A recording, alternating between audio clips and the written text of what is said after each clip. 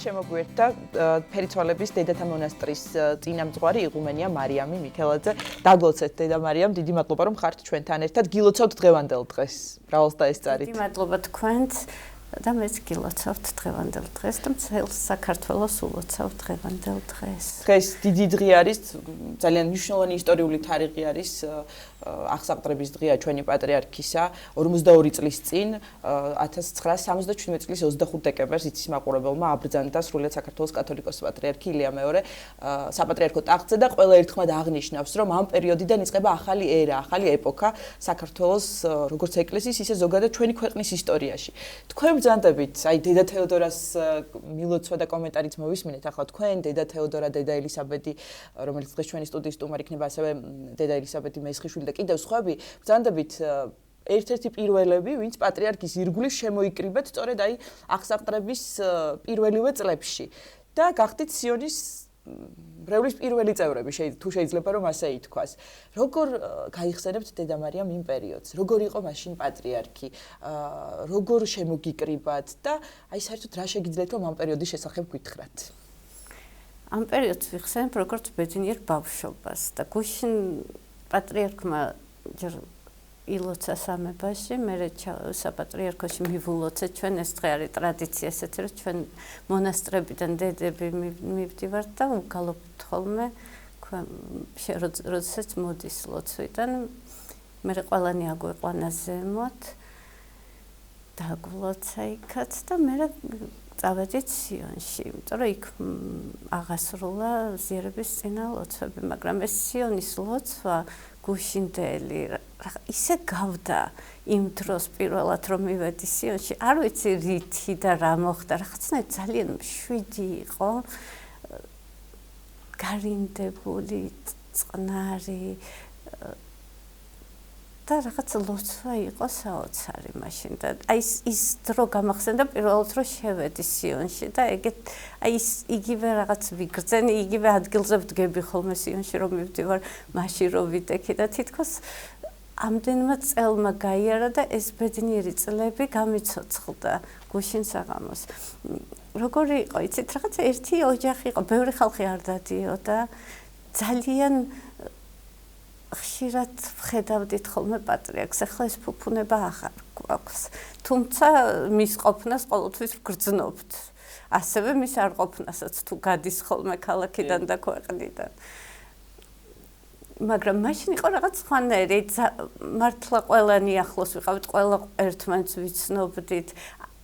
რაღაცა მხრივ არაფერი არც იყო, არც წიგნები არსებობდა, რო წაგვეკითხა მახსოვს რომ ლოცვები გადავიწერეთ ხელით და რა ბედნიერება იყო პირველი ხატი ვიღაცა მაჩუქა და ეს იყო რაღაც ისეთი სიხარული რომ ეხლაც მახსოვს სიონში სად ვიდექი იმ დროს როგორ მაჩუქეს.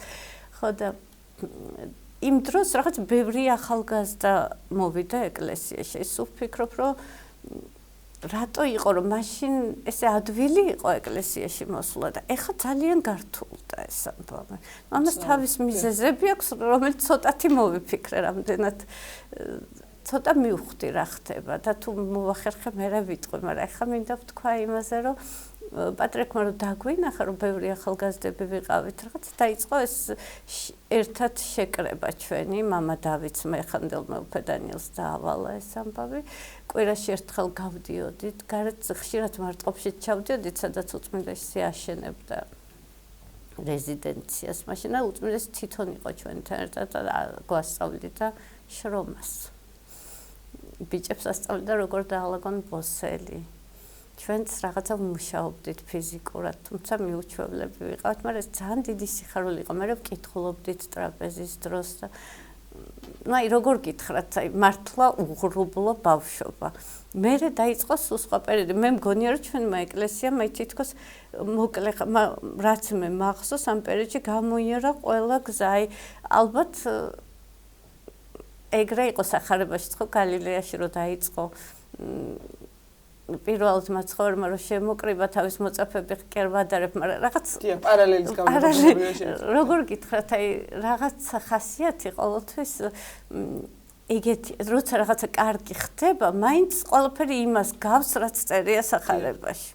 შეიძლება ძალიან ნაკლები ხარისხებით, თუმცა პატრიარქზე ამას ვერ ვიტყვი. აი პატრიარქი მართლა ძალიან გავს ღმერთს და იმ პერიოდს, აი გალილეის დროსაც გავდა, გოლგოთის დროსაც გავდა და თითქოს ახლა აი ამ წლების განმავლობაში პატრიარქმა გაიარა ეს გზა ყველა მთლიანად, იმიტომ რომ მოვიდა ეკლესიაში, სადაც მრევლი არ იყო, ეს მრევლი შემოიკრიბა, თავის მოწაფეები შემოიკრიბა, იმიტომ რომ აი გუშინ აღნიშნეს კიდევაც, რომ ყველა ეპისკოპოსი მისი ხელდასხმულია. დიახ.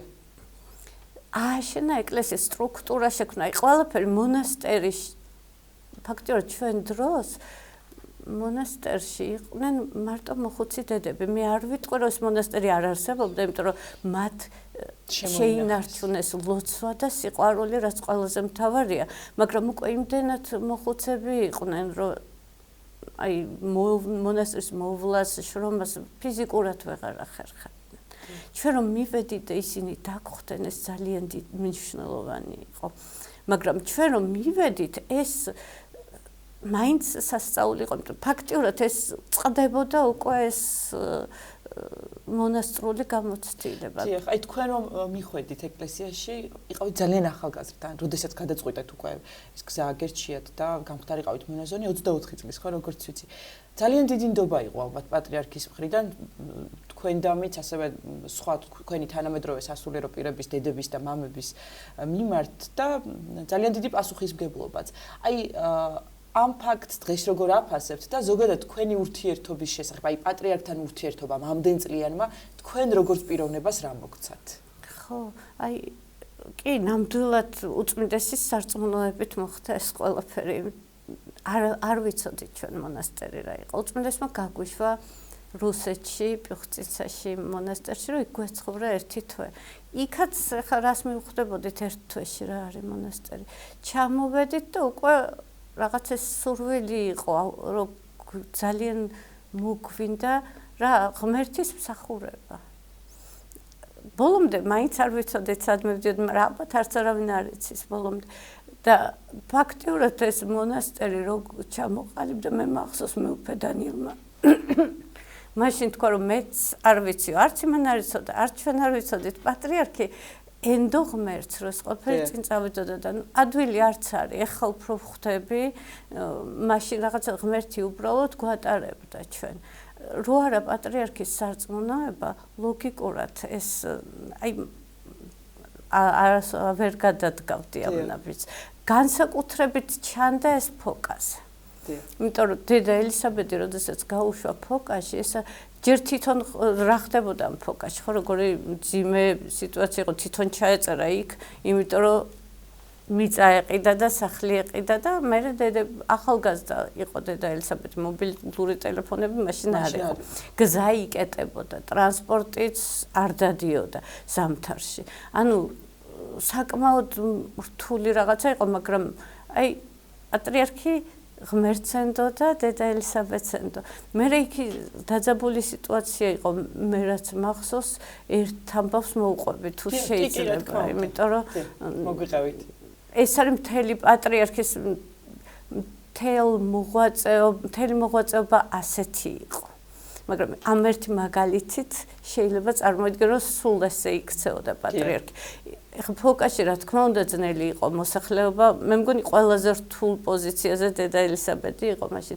მოსახლეობა სუარესმოდა რა იყო მონასტერი, რაღაცა ისე შეხვდა. მე თვითონაც კი მახსოვს ერთხელ ვიდექი და ეხლა ის მშვენიერი ტაძარი, რომელიც აღდგენილია და საოცრად ლამაზია, მაშინ იყო ნანგრევები და რომ ვიდექი ამ ტაძარში ბავშვები ქვებს მესროდნენ.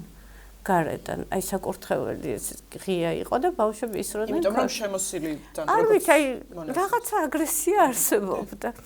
და ძლივს გამოვასწარი იქიდან და ის ხალხი იქ ცხოვრობდა, წარმოიდგინეთ. და ერთხელ მართლა დაიძაბა სიტუაცია, მეგონი ხელითაც შეეხნენ დედებს და პატრიარქი ჩავიდა.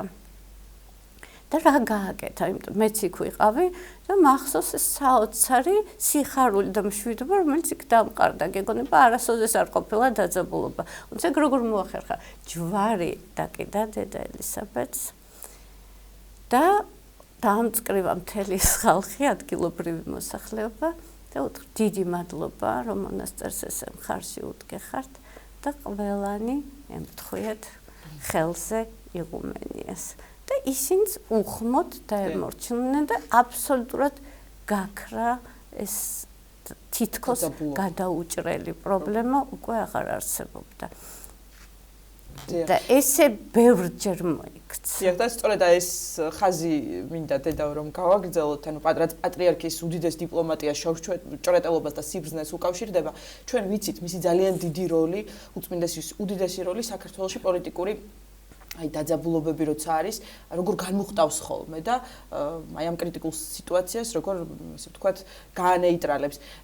და ყოველთვის იქ არის პატრიარქი, იქ ბრძანდება, სადაც ერს ჭირდება, ну ეხლა ჩვენ გვახსენდება ბუნებრივია 9 აპრილი 1989 წლის 2008 წლის ომი, როდესაც რომარა პატრიარქი, რომარა საქართველოს ეკლესია ჩვენი გმირების ცხედრებს ვერავინ გამოაბრძანებდა აი ტერიტორიიდან, ამჟამად დროებით ოკუპირებულ ტერიტორიას გულისხმობს და კიდევ სხვა უამრავი ფაქტი. თუმცა ისიც გვახსოვს, რომ 9 აპრილს პატრიარქს ხალხმა არ დაუჯერა და მის ლოცვა-კურთხევას არ დაემორჩილა. აი თქვენ როგორ გახსენდებათ ეს პერიოდი და როგორ გაიზარდა საზოგადოება და მრევლი აი ამ პერიოდიდან მოყოლებული დღემდე, იმიტომ რომ ჩვენ შემდგომი პერიოდი აი 2000 ზუსტად ახლა წელს ვერ ვიხსენებ, მაგრამ 26 მაისი იყო, ასევე დაძაბულობა, ასევე სამებაში ავიდა ხალხი და მაშინ პატრიარქს დაემორჩილა. ერი გახსოვთ ეს ინციდენტიც დიახ. ხო, ну ეს არის რომ ეს მეტყველებს იმაზე რომ მაშინ პატრიარქმა თქვა, არ ვიცი, ძნელია ჩემთვის ახლა 9 აპრილზე ლაპარაკი, ძალიან დიდი ტკივილი იყო მაშინ. და ეს მუხტი მხელა იყო, რომ ფაქტიურად ვერც შემოbrunდებოდა ვერსაით, შეუძლებელი იყო ამ ხალხს დაეჯერებინა. პატრიარქმაც იცოდა რომ არ დაუჯერებდნენ. კი არა, არ იყო არ დაჯერ, უბრალოდ მაინც თქვა და გააფრთხილა. თორე უკვე აი ესე ძალიან დამხტული იყო მაშინ სიტუაცია, ხო? და პრინციპში მერეც აი თქვენ რო თქვით, როდესაც სამების ტაძარში ავიდა ხალხი, მაშინაც საკმაოდ დამხტული იყო ხალხი. პირდაპირ მზად იყო რომ შევარდნილიყო პარლამენტში, მაგრამ უწმინდესმა მაშინაც დანისწორზე გაიარა, მაშინაც ისეთი სიტყვები თქვა, რომ ეს ხალხმა დაუჯერა. მაშინ უკვე დაუჯერა. არ უნდათ გაბრაზდნენ, ზოგმოს პროტესტი ქონდა, მაგრამ ვერავინ ვეღარ გაბედა მისი სიტყვის გადადგმა. ანუ მაინც უკვე ხალხი ნელ-ნელა გახდა ეკლესიური. დიახ. თორე პატრიარქი ყოველთვის უყვარდათ, 9 აპრილსაც უყვარდათ და მერეც უყვარდათ, მაგრამ ერთი რომ გიყვარს და მეორე რომ კიდე იცი მოსმენა. მე მგონია რომ დღეს უფრო ვიცით მოსმენა. მართალია უკეთეს ვისურვებდი რომ უკეთესად შეგვეძლოს ამის გაკეთება, მაგრამ მაინც მგონია რომ დღეს ხალხი უფრო უსმენს. დიახ, და მოსმენას რაც შეეხება დედა მარიამ პატრიარქის ქადაგებები, მისი ეპისტოლეები, კიდევ ცალკე საუბრის თემა არის, ვფიქრობ, მაგრამ აი პატრიარქის ენაზე და მის აი გადმოცემის მანერაზეც რომ გავამახვილოთ ყურადღება, იმდენად ყველასთვის გასაგებად გადმოსცემს და იმდენად სიბრძნით არის ეს ყველაფერი გამსჭვალული, რომ აი ძნელი არის რომ ვინმე არ გაიგოს. ალბათ გაუგებარი არავისთვის არ რჩება პატრიარქის ქადაგება თუ ეპისტოლე. აი ამასთან დაკავშირებით თქვენ დამატებით რა შეგიძლიათ რომ გითხრათ? მე ну რა გითხრათ დამატებით. უბრალოდ სხვა რაღაცას გავიხსენებ ერთს, იმიტომ რომ ის ზუსტადაც ეს ინტრონიზაცია რო იყო, ძალიან ბევრი ხალხი იყო მაშინ. ხალხმა ანუ მასიურად შემოbrunდა ხალხი ეკლესია. ხო საერთოდ არ დადიოდნენ. ახლა მეც კი მახსოვს ბავშვი რო ვიყავი, საერთოდ არ გამეგო რამე, თუ არსებობდა ლოცვა, თუ არსებობდა წირვა. მეგონა რომ სასულიერო პირები ჯერთი არც ხდებოდა ქუჩაში, არც ერთხელ თუ შეგხვდებოდა რაღაცა როგორც შავი კატა და ახლობით ეგეთი განცდა გქონდა ხოლმე და პირველად ბავშვი ვიყავი სიონში რომ მოვხვდი, მაინც მაინტერესებდა როგორია პატრიარქი. ცუდები მქონდა მასზე გაგონილი. იმ დროს. დიახ. და რო შევხედე, მივხვდი რომ ტყუილია ყველაფერი, რასაც ამბობდნენ. მაგრამ რისი დავიწყე, რომ ესე იგი ეს ინტრონიზაციაზე ბევრი ხალხი რაღაცნაირი ნიშანია. მერე კი ბევრი სიძნელე მოხდა და ეხლაც ამ სიძნელეს გავდივართ, მაგრამ თავიდან როგორც იწყება, ისე მთავრდება ხოლმე ყოველთვის. შუაში არის ნამდვილად ჯვარცმა და გოლგოთა და დიდი დაბრკოლებები და ამ ყველაფერს უნდა გაუძლო და ბოლოს ისევ მოდის ის სიხარული, რაც იყო პირველად ღმერთი გჩუქნის და ბოლოში უკვე შენი ღვაწლით ეს ყველაფერი ამ ნაყოფს იმკი და მე დარწმუნებული ვარ, რომ უწმინდესი ამ ნაყოფს ნახავს, როგორც მაშინ ღმერთმა ნიშანი მისცა, რომ უამრავი ხალხი მოვიდა. მაგრამ იყო ერთხელ საღამო, იყო ბანკეტი ამ ინტრონიზაციის მერე და უამრავი სიტყვა, მადლობა, დაფასება, რამდენი რამე გააკეთა უწმინდესმა და ბოლოს ადგა პატრიარქი. ყველას გონი რომ ამავე იმით იტყვის პათოსით ამ სიტყვას და უცებ მოყვა რომ იმდენი ხალხი იყო ინტრონიზაციაზე. უამრავი ხალხი ძლივს ეტეოდა ერთი ქალი ცუდად გახდა, ერთი ქალბატონია და ხალხმა აიყვანა, იმიტომ კარიდან ვერ გაიყვანდა და უცებ ყველა აღმოაჩინა, რომ ქვედა ბოლო ჩაძვრა და იყო ეს მოყვა და ისეთ სასაცილო იყო, მაგრამ რას ვიცახი რომ უწმინდესი გადაიტანა ყურადღება აი ამ ხაცნერად უშუალოდ ის უცებ შემოდის სითბო და სინამდვილე, აი რაღაცნაირად რა და სიდიდეც ამასთან ერთად. ხო და აი ძალიან უბრალოდ იცის ხოლმე რაღაცის თქმა, მოკლედ და მე შეიძლება ამაზე დიდხანს იფიქრო, ხო კონკრეტულად ამ შემთხვევაში არ რომ რაღაც აი მაგალითად ძალიან მარტივი რაღაცა გითხრა, ხო? ყველას ერთმანეთს მიწერეთ კარგი რაღაცა. ეს ნიშნავს, რომ ჩვენი ტვინი შეცვალა. თუ ჩვენ ამას გავაკეთებთ და ყოველთვის ადამიანებს რაღაცა კარგს ვეტყვით, ჩვენი ფიქრები უკვე ცუდი აღარ იქნება. და ეს ერთი წინადადება ცვლის თუ დავუჯერეთ მთელი ერის მდგომარეობას, იმიტომ რომ ეს ბოროტი ფიქრიც გადამდებია და კეთილი კიდევ უფრო გადამდებია. კიდე რა თქვა, ესე ძალიან, აი, ეს ხო საერთოდ საოცრებაა ნათლობა. მესამე და მომდევნო შვილების ქვეყნის ბედი შეიცვალა ამ ერთი გადაწყვეტილებით და როგორ მარტივად. და ზუსტად ქართველებისთვის გასაგებ ენაზე.